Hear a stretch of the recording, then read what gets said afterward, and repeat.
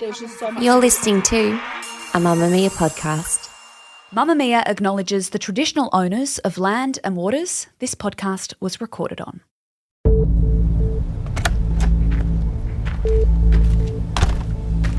It's a blustery winter's night in Canton, Massachusetts in January 2022, and Karen Reid and John O'Keefe are out with friends. They're drinking, bar hopping, and enjoying a night on the town. John is a local cop, and the plan is to move the party to one of his colleagues' homes nearby after midnight.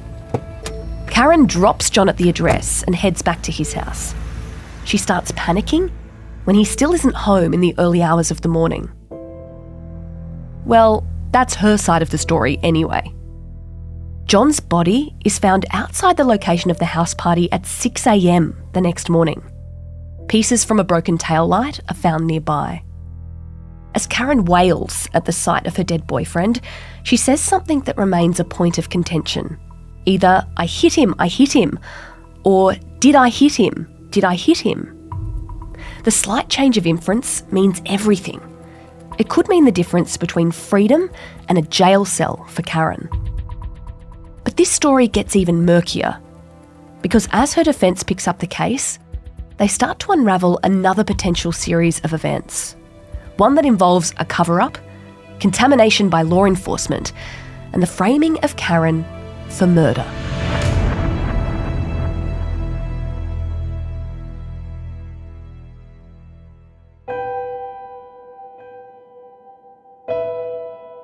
I'm Gemma Bath, and this is True Crime Conversations, a Mamamia podcast exploring the world's most notorious crimes by speaking to the people who know the most about them. Before her arrest, Karen Reid was a financial analyst and professor. She'd been dating John O'Keefe, a Boston police officer, for 2 years. Photos of the pair show an attractive, smiling couple in their mid-40s. But despite the pretty pictures, their relationship wasn't all rosy. They'd been having some disagreements in the lead up to that January 2022 evening. Ever since John's death, the town where he died has been divided. But it's since snowballed into an international debate, fuelled by the Free Karen movement that's grown legs online. There's two very distinct camps. Was John killed by those inside the house, a house full of police and law enforcement, who then proceeded to cover up his murder? Or did his girlfriend, Karen, kill him before he even made it through the front door? To help us unpack those theories and everything that came before it, we're joined by Jessica Lowther, producer of Karen, an in-depth podcast series by the Law and Crime Network. Jessica joins us now.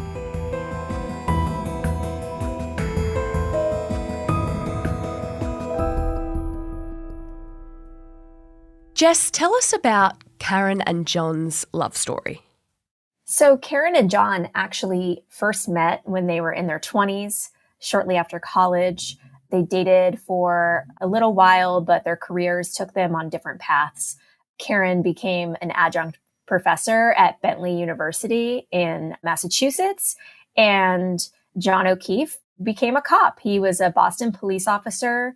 And in 2020, during the COVID era, they came across each other again on Facebook, and he messaged her and was like, long time no see. And she was looking at his profile and was like, oh, I noticed you have these kids with you now. Like, what's going on with that? And it turns out that he has taken custody of his niece and his nephew after the really, really sad story that not only did his brother-in-law die, but also his sister died.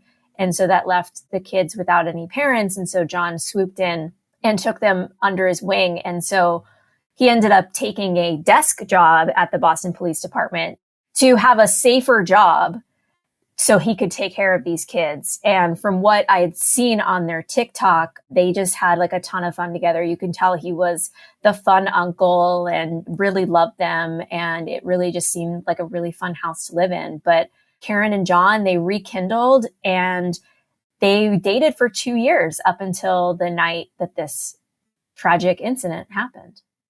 That's a lot of different dynamics to navigate as someone coming into a new relationship. You've got this once single guy, no kids, who suddenly has 2 children to look after. He's also grieving. How did they navigate all of that, her basically adopting 2 stepkids in this relationship? Yeah, from all accounts, we've heard Karen really, really cared about the children, and she was often spending the night at John's house and helping to raise them, to take care of them. She was very invested in their futures, but Karen and John were only dating. And so there were times where she felt like she was being taken advantage of when he would go out drinking and she couldn't get a hold of him and she would be at the house with the kids. You know, she's like, I have to go back to my house. Like, I have a job to do and you're nowhere to be found. And so there was a lot of back and forth, it seems, between the two of them over the kids, and especially from some testimony we heard during the trial about what she was feeding the kids. It's actually kind of ironic that it's all over like Dunkin' Donuts, which is very Massachusetts, very Boston of this case. So take me through that. He was upset that she was feeding them donuts?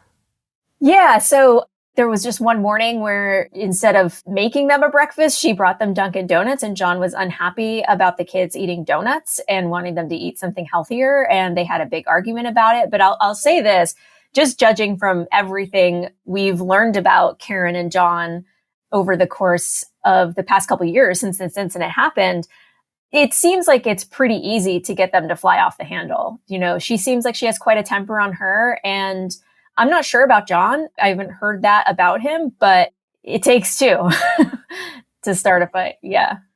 Quick to fire by the sounds.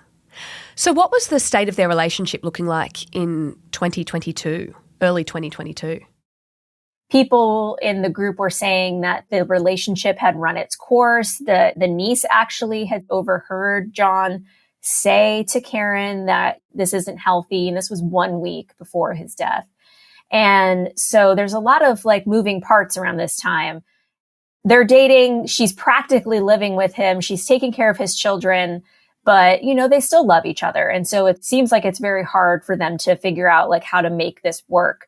And then leading up to the night of the 28th, you can see on surveillance footage, John and Karen and their group of friends, they're at this bar called the Waterfall Bar and Grill. And they look like they're having a great time. Everybody looks like they're getting along. Everybody's laughing. She's like holding on to him. They're very affectionate. And it's very hard to believe everything that happens after this.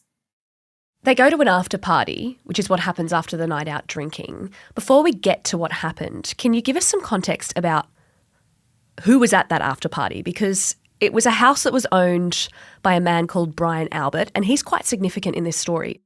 He is. So Brian Albert is also a Boston police officer, so he knew John O'Keefe. He said he was a friend of his, but they were probably just buddies. They're also cops. They live near each other.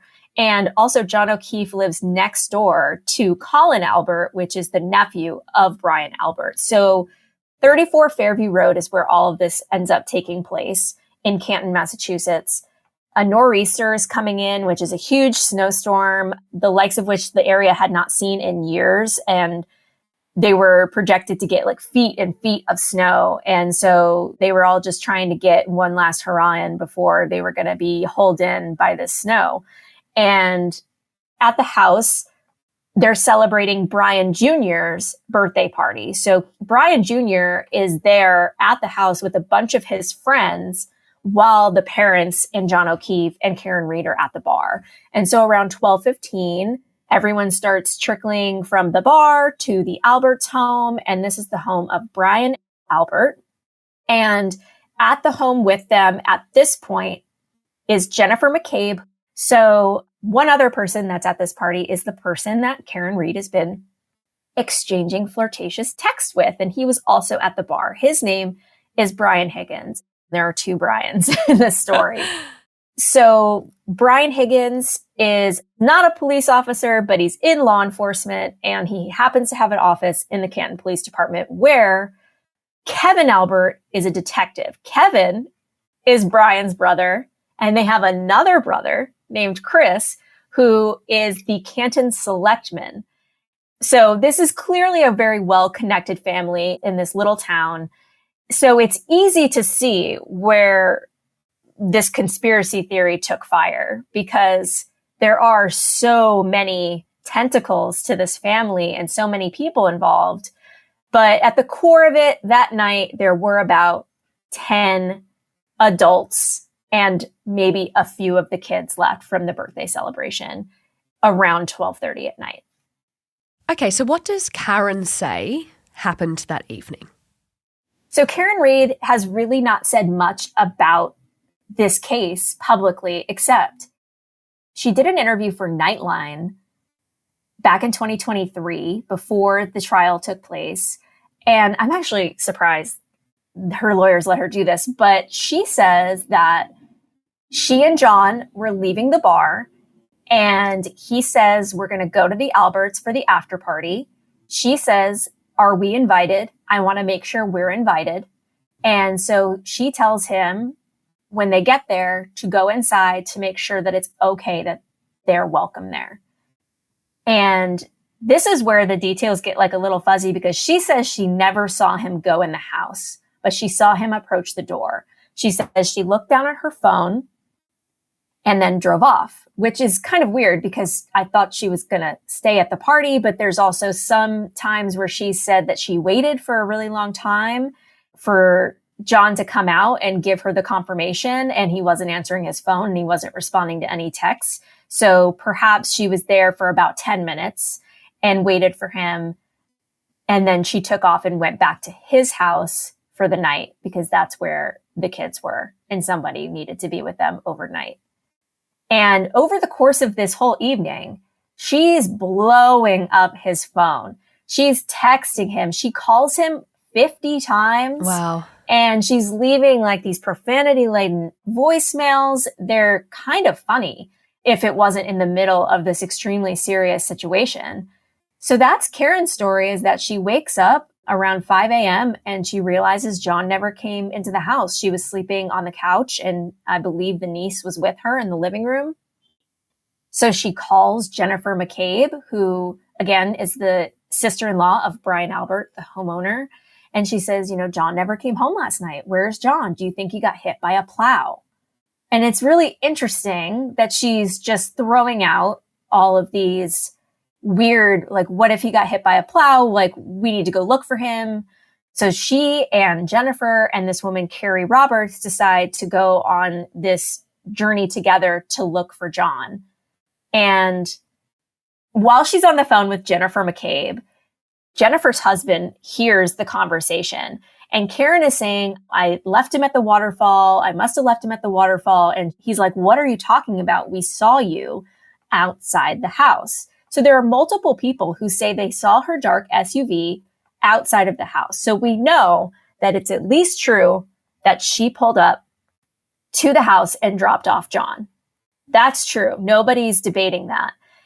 But what happens next is still a mystery because they're driving around the 2 square miles from the bar to the 2 houses. And as soon as they pull up in front of the house, the homeowner is Brian Albert, Boston police officer. She immediately homes in on this gigantic snow mound in between the flagpole and the fire hydrant. And she runs and she beelines to it. She's like, it's John, it's John, it's John. Nobody else sees what she's seeing. Like, again, it's snowing very, very hard. There's at least 2 feet of snow on the ground, I believe, at this point. And she runs over to him. She's pushing the snow off of him. At one point, she takes her shirt off. She takes his shirt off and she's trying to warm him up.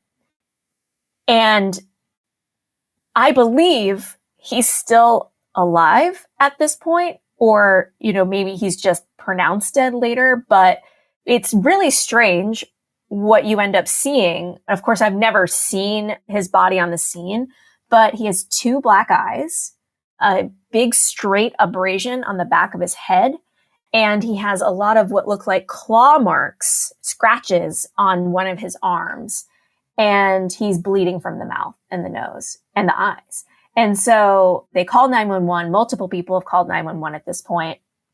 And this is where, again, it gets even more complicated because a lot of people end up on this scene.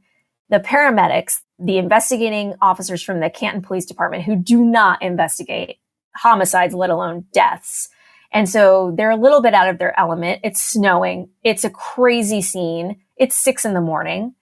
and Karen is screaming hysterically. Everyone keeps talking about how crazy she's going at this scene while everyone else is very calm. And they're just, kind of in shock that this is even happening to their good friend, John O'Keefe. And there are multiple accounts that Karen said, I hit him. I hit him. I hit him. But nobody wrote it down in a single report at the time. There was also contention over the wording of that, wasn't there? Right. And so she maintains that she did not say, I hit him. She maintains she asked, did I hit him? Could I have hit him? Because she's thinking back to the night before when she dropped him off. And so this is where it gets a little fuzzy, because you either have to believe that she doesn't remember anything about that night, or she's only remembering details, or they're coming to her over time, which could happen. But really everything about this case is really complicated by the fact that nobody secures the scene. None of the officers separate the witnesses. They never go into the home. Brian Albert, a police officer and a first responder, never comes out of his home to see what's going on outside. And they start collecting evidence with red Solo cups borrowed from a cop neighbor who lives down the street. That is a wild detail, isn't it? I know. It came out in the trial. It was just like, how far away is the police department? You guys don't have sterile plastic containers? Like, what would it take you 5 minutes to get there? So they're clearly out of their element. By the time the afternoon rolls around, obviously this case has been taken out of their hands and it's given to the Massachusetts State Police. And this complicates the case even more, because the person assigned to investigate this is Trooper Michael Proctor, and he is also a friend of the homeowner, Brian Albert. You're listening to True Crime Conversations with me, Gemma Barth. I'm speaking with Jessica Lowther about the trial of Karen Reid.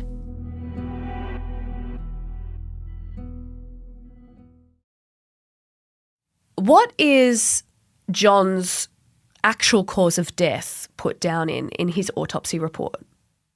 This is what's crazy, is that his cause of death is blunt force trauma mixed with hypothermia. So if it happened how the prosecution says it happened, is that Karen Reid backed up into John O'Keefe, hit him with her car, and he laid there for 6 hours until someone found him. And it was freezing cold, wind whipping, snow piling up. But what's so strange about that is that there were a lot of people coming and going from this party all night. And even the plow driver who came through at 2:30 in the morning has his light shining and says he never sees anything in that front lawn, and he would have noticed it because he drives this route all the time. And they never determined his manner of death, which is curious that you would try to put someone on trial for murder without a determined manner of death. And there were, as you were saying before, quite bizarre injuries on him, if you consider that the prosecution thinks that he was backed into, but he had bruises on his eyes and he had weird marks on his arms. Mm-hmm. And that's the thing, is that the prosecution has an expert that testifies that these injuries are consistent with being hit by a car, but the defense has an expert that goes on and says they're not. This is consistent with either a fight or an attack by an animal. And there was an animal there, wasn't there? There was an animal there. And as if this story is not crazy enough, now a dog named Chloe becomes a suspect. There's a German Shepherd that's been living with the Alberts for 7 years, their beloved pet dog. And curiously, they rehomed this dog within months of John O'Keefe's death. And not only do they rehome the dog, they rehome themselves. They buy a new home, even after they had just renovated their entire basement. So a lot of curious things going on, a lot of strange coincidences, I suppose. But On the final day of the trial, before closing arguments, they have an expert go up in there and say, these marks on John O'Keefe's arms are consistent with that of dog claw marks and bites. And if you look at the photos or look at other photos of dog attacks, they look exactly the same. Nobody ever examined the dog. The dog was living in Vermont, and they say that they offered up the address of the dog if they wanted to go interview her. But yeah, no one ever really followed up with this lead. And because really the crux of the story is that they honed in on Karen Read from day one. And they wanted someone to blame this on, and they blamed it on her. Well, she was arrested in early Feb, initially not charged with murder, but quite quickly upgraded to murder 2, which for Aussies is kind of like manslaughter. On what evidence was that charge made? You've said that the prosecution claims that the car backed into John, but what was the evidence that happened? The evidence that they claim that proves Karen Read hit John O'Keefe with her SUV is that there were microscopic taillight pieces found on him.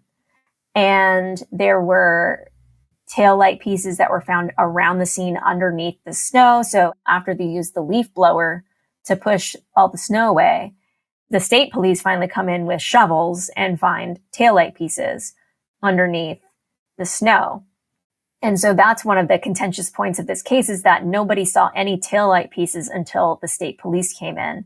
And when you have an investigator assigned to this case who has as much history as Trooper Proctor does, this is when the conspiracy starts to really, really boil to the surface. Was there anything that directly challenged that version of events? I've seen a lot of debate about that taillight evidence. Yeah. The taillight evidence is really kind of crazy because even at the trial, the plastic bag that the taillight pieces are in multiply over time. Like the pieces multiply. And so at one point there's only 3, then there's 5. And even over the course of the investigation of this case, they found taillight pieces near his body. Then they found the microscopic pieces on him. But when you see pictures of Karen's SUV, the taillight did not look as broken when they brought the car in as it did when it left there. And so there's this surveillance footage of the, quote, Sally Port that the Massachusetts State Police brought her SUV to search it, to give it a very thorough look through. And one thing that the defense notices right away is that this video appears to be inverted. And so what looks to be the passenger side is actually the driver's side. And what looks to be the driver's side is actually the passenger side. And supposedly it's the right rear taillight, so on the passenger side, that's broken. And on the video, you see 2 people walk by and appear to be fiddling with something, but because this looks like it might be the driver's side, nobody's really thinking anything of it until it's pointed out in the trial that, no, this video is inverted. They see the number on the wall, the 4 is backwards, on the police cruiser is backwards. And so it's very, very, very complicated. What they're implying through all of this is that Trooper Proctor planted evidence and purposely broke the taillight and brought the taillight pieces back to the scene to plant in the snow to frame Karen Read for this murder. Which is a huge thing to accuse local law enforcement of doing, right? Mm-hmm. It's not unheard of. There's a history in this area of not trusting law enforcement. A lot of people don't trust authority. A lot of people don't trust the police. And so you have like 2 sides forming. Do you trust the police investigating this case? Or do you believe that this woman is being railroaded in the death of her cop boyfriend? But it's not unheard of for this area to be suspicious of these investigators. And turns out a lot of them were right based on what happens after the trial. But what reason would these cops have to frame her? What do they say happened, the defence, to John? The defense's theory, of what happened that night is that Karen drops John O'Keefe off at the Alberts. He goes into the house and is immediately confronted by people in the basement of the Albert home. There's a weight room down there, and they think that a fight broke out pretty quickly. Someone may have hit John O'Keefe with a dumbbell on the back of the head, maybe punched him in the face, and then maybe perhaps he fought back and the dog intervened and the dog attacked him. And I don't think anyone intended for John O'Keefe to die. Now, this is all alleged. This is a house full of law enforcement. So they have to spend the next few hours trying to figure out what to do. And their theory is that they bring the body out through this back set of stairs from the basement to the backyard and bring the body around to the front yard and lay him there with his phone underneath him. Up next, we delve deeper into the trial that captivated the world and the text messages that put a lead investigator on notice.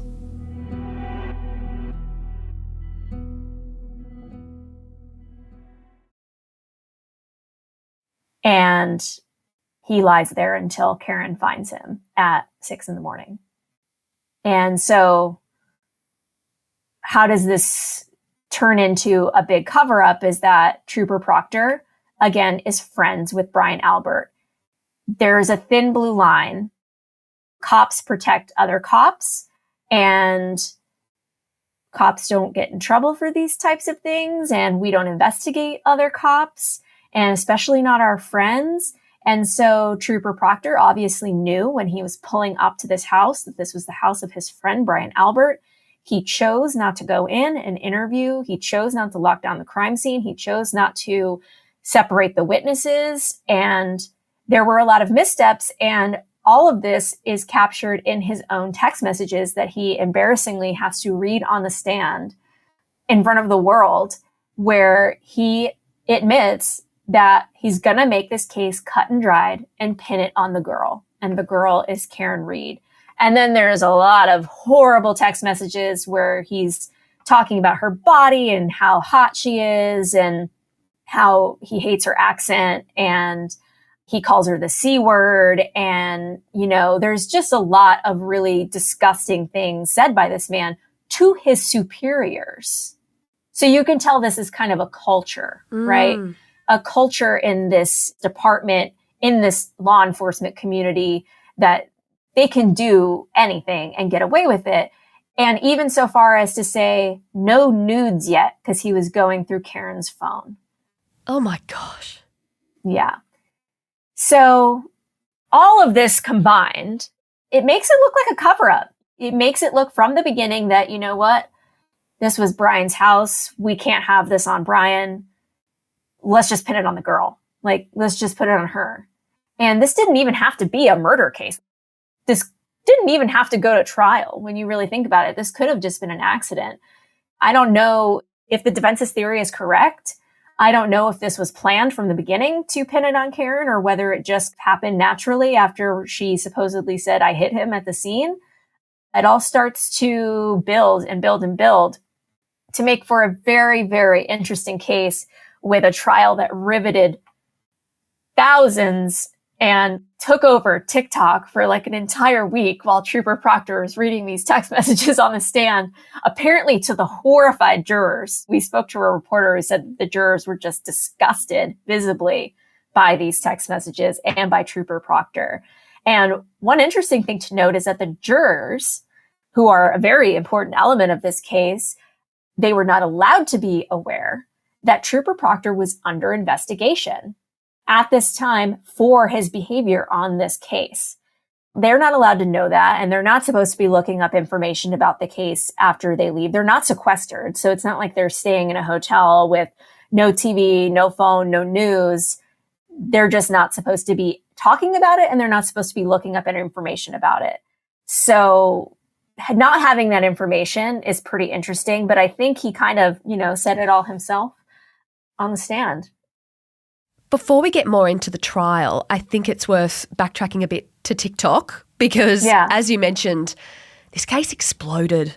People might have heard of Book Talk. There's also Crime Talk out there, and this was one of those cases that just captivated the internet.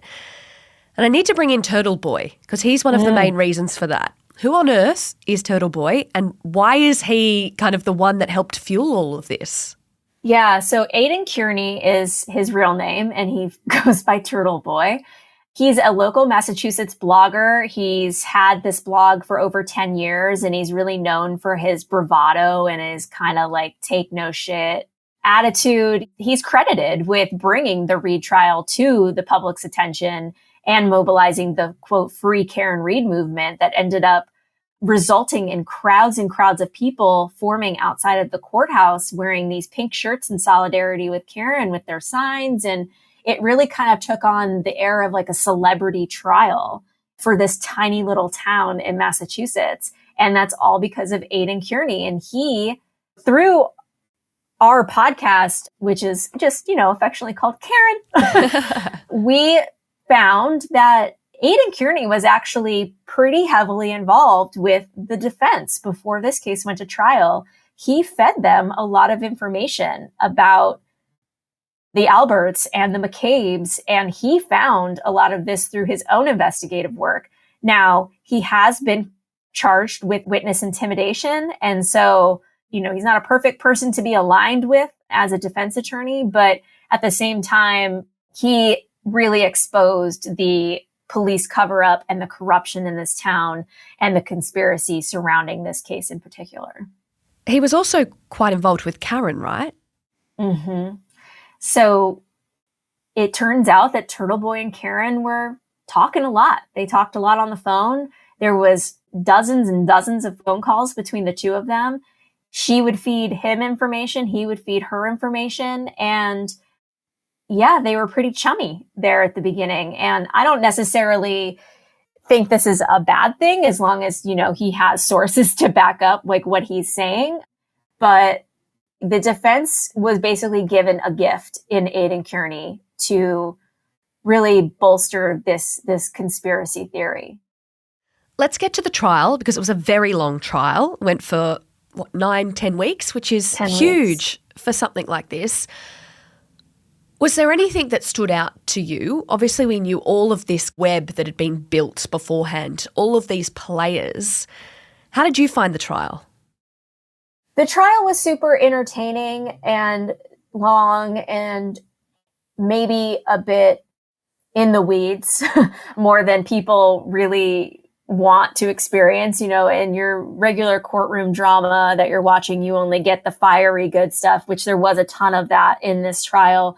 There was a lot of funny moments on the stand, a lot of people who maybe could have used some better prep before they went on the stand to testify. But in the end, this was a very emotional, very heated, very caustic trial with really great defenders of Karen Reid. Her defense attorneys were top notch. They gave great performances in front of this jury. And the prosecution in turn ended up looking a little silly because they brought all of these witnesses who basically have nothing to say. They all agree that John O'Keefe never entered the house. They quote, the guy never went in the house. And the thing about that is that they're all on text messages together, like a text chain, kind of looking like they're trying to get their story straight. And so all these people are on the stand being grilled about these text messages. And that's the other thing. When you're a witness in a case like this, you have to turn over your phones. And everyone did except for Brian Albert and Brian Higgins because their phones were destroyed right before the police were able to collect them.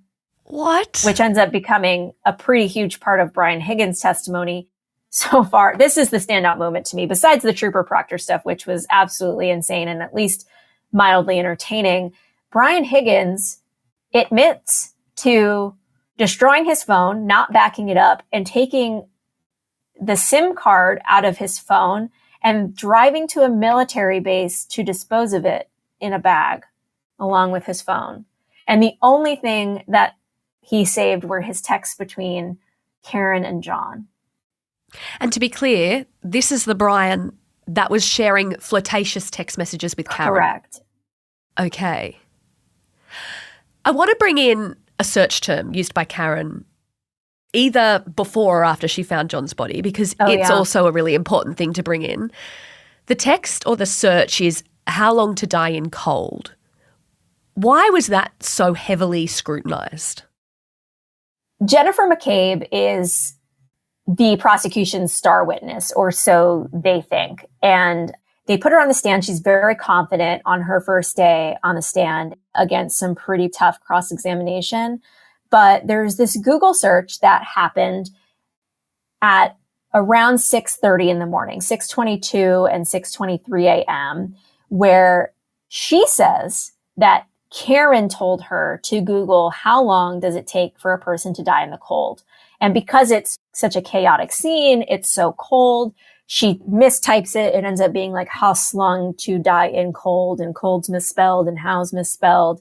And the search is done twice. But when this data is analyzed by this company called Celebrite, it turns out that the first time this was searched was at 2:27 a.m.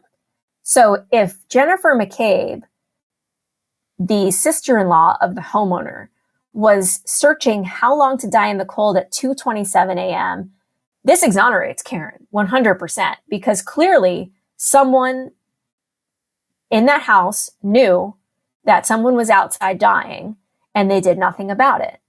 However, the Celebrite expert that the prosecution uses says this search did not take place at 2:27 in the morning. She had a browser opened at 2:27 in the morning, and when she went to go Google it at 6:22 in the morning, it made it look like, because she had just used the same browser that she was using at 2:30 a.m. looking up basketball stuff for her daughter, it made it look like the search was actually performed then, but that's just when the browser was last used. However, the defense argues the opposite, that they have a newer version of the Celebrate data, and that proves that the search was conducted at 2:27 a.m. and also, again, when instructed by Karen Reed to perform the search. So, I mean, ultimately, if the search did not happen at 2:27 a.m., this evidence is completely moot. It doesn't matter. But this is 3 days of the trial is going over this search term. Well, this just gives you a taste of just how confusing this case becomes and how complicated all of these moving parts are. I don't envy the jury. How did they go with it? So the jury deliberated for over 20 hours over the course of 5 days. And Law and Crime, we live streamed the entire trial. We had 40,000 people watching. I think at the most, there was 50,000 people on the live stream at the highest peak. And it was a Friday afternoon. Everyone thought we're going to get a verdict. The jurors surely want to be done with this, right? Well, no, they decide they want to take the weekend to think about it. And they come back on Monday and they say they're deadlocked. They say they cannot come to a unanimous decision, and that if they were to continue deliberating, it would only result in one of them having to compromise on their beliefs. And they didn't feel like they were going to be able to do that. And so they deliver this super eloquent message to the judge. The judge accepts it and declares a mistrial, which did not surprise a lot of the legal analysts and reporters watching this case, because as you can tell from everything we've talked about, this was pretty complicated. In essence, it's a he said, she said with a lot of the evidence. They say this taillight evidence was there and the other side says it wasn't. And so that's basically the Google search, the taillight, the body itself, everything has two sides to it. And so it's no surprise that these jurors were unable to come to a unanimous decision, in my opinion. Well, at the end of the day, all you have to do is prove that there is reasonable doubt. Well, exactly. And so a lot of people that we talked to for the podcast actually said that that was an interesting position for Alan Jackson and David Yannetti to take, was to come up with this third culprit theory. And, they fought in pretrial hearings to even be able to bring this into the trial, because the American legal system is absolutely insane. You have to have a bajillion pretrial hearings in order to present anything that you basically want to say. And so they had to get permission to be able to say, if she didn't do it, someone else did. And we want to say there's a third party culprit, and we want to explain how we think it happened. And so a lot of people said there was enough reasonable doubt without even this theory that he was beat up in the home, dragged out of the back of the basement, left there to die by this group of people, and that 50 people in the end up agreeing to this one story to protect themselves and blame it all on this one woman. Was that even necessary? Because if you strip all of that away, there is so much reasonable doubt, even with the story the prosecution wanted the jury to believe. So if this case does end up going to a new trial, which the prosecution has said that they intend to retry the case, Karen's team says that they are ready for the fight, but there was a motion to dismiss in early August, and the judge is still considering that motion as we speak now. And the new trial is already set for late January 2025. Yeah. A few things did happen not long after that mistrial, which is not that long ago from when we're having this conversation. Michael Proctor, he was relieved of his duty, then suspended without pay. Was that surprising? Not at all. I think a lot of people were suspecting that they wanted to relieve him of his duties during the trial, but they didn't want to complicate matters or mess up the case for the prosecution. So yeah, he was relieved of his duties. And then it's revealed that there are 2 more people from the state police that are being investigated for their actions in this case. So that's 3 investigators compromised. And that's a problem for the prosecution. Because if you really are going to want to bring this case to trial, you have 3 poison apples who are supposed to be your line of protection. These are the people that we're supposed to trust. They're the authority. We're supposed to be able to believe everything that they say on the stand because they're the ones investigating. And what do you do after that? Do you honestly think, after digging so deep into this case, that we could see a different result if this goes to trial again? It's hard to say. I mean, I do wonder how the defense would maybe change course if they're going to still stick with this third party culprit defense, or if they are just going to allow the prosecution to dig their own grave, so to speak, and just allow the reasonable doubt to shine, because there really is no solid proof that Karen Read killed John O'Keefe. And murder too is manslaughter, but there's also no intent there. And does this woman deserve to spend upwards of 20 plus years in prison for an accident? Obviously this family deserves justice, and they are very upset with how famous this case has become and how Karen Read's popularity has grown over this. And they deserve some kind of closure, but I just don't know if any closure will come from another trial unless new evidence is uncovered. The other thing to come out after the mistrial was the jurors actually coming forward and speaking, which I'm not sure is completely legal, but what did they actually say? So after the mistrial was declared and Trooper Proctor was fired from the Massachusetts State Police, a lot of jurors, 4 jurors to be exact, came forward pretty quickly, and they went to Alan Jackson and David Yannetti first, and they said, we reached 2 unanimous decisions. Out of the 3 charges, we reached unanimous decisions on 2 of the charges. There was only one we couldn't agree on, which this was actually a big part of the arguments on the defense's side during the trial, is that the jury instructions were very confusing, and they felt that they were purposely confusing and that the judge didn't write them out correctly or didn't explain them correctly. And so it could lead to something like this happening. And a bunch of jurors then went to the district attorney's office and said the same thing. And the reason why this is important is because in the United States of America, there's this rule called double jeopardy, and you cannot be prosecuted again for the same charges if a jury found you innocent of them. And so the only one they couldn't come to a conclusion on was the one that had to do with the vehicle. So they agreed on the murder charge or the manslaughter charge? Yes. The jury was unanimous in finding Reed not guilty of second-degree murder and leaving the scene of personal injury and death. They found her unanimously innocent, not guilty of these charges. On manslaughter and the lesser included charges, the juror said the jury's final vote was a, quote, soft 9-3, with 9 voting guilty.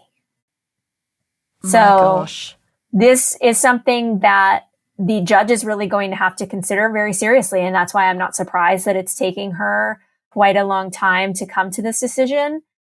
With all of that in mind, I'm going to ask one final question. Do you think the internet and the Free Karen movement, given all of this stuff that's come out since the mistrial, do you think this is just going to keep exploding?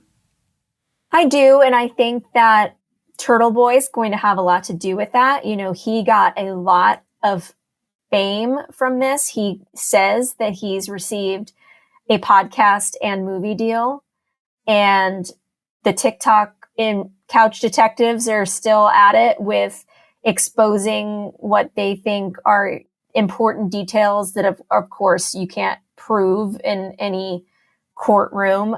And I think that the internet is a perfect place for a conspiracy theory to grow and grow and grow and grow. And if the judge comes back and says, we're not going to try this case again, I think it would die out eventually. But if she says, no, we're going back to trial, this is never going to die. It's going to get even more attention because there's a Netflix documentary coming out. You know, our podcast is out. Your podcast is going to be coming out.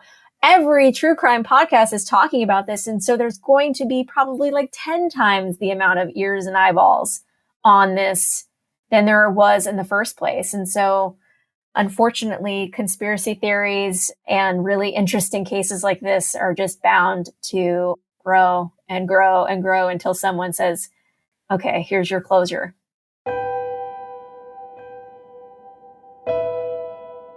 Thanks to Jessica for assisting us to tell this story. True Crime Conversations is a Mamamia podcast, hosted and produced by me, Gemma Barth, with audio design by Scott Stronach. Our senior producer is Christel Cornilsen. Thanks for listening. I'll be back next week with another True Crime Conversation.